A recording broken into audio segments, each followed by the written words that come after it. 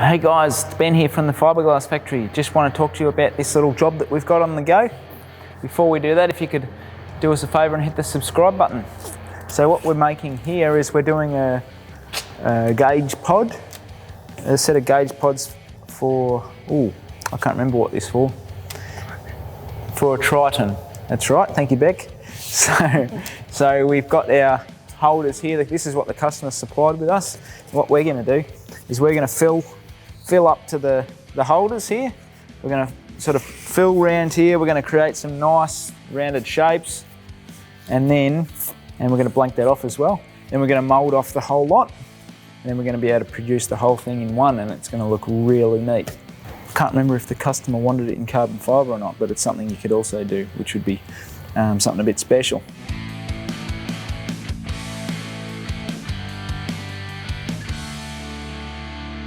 So here we are with the Triton gauge pod, pillar gauge. We've made a mould and it's come up quite nice. We're just going to give it to our polisher, and he's going to just take out there's some tiny little hairline cracks in it. We'll just sand those out, and then we'll be good to start making parts off it today.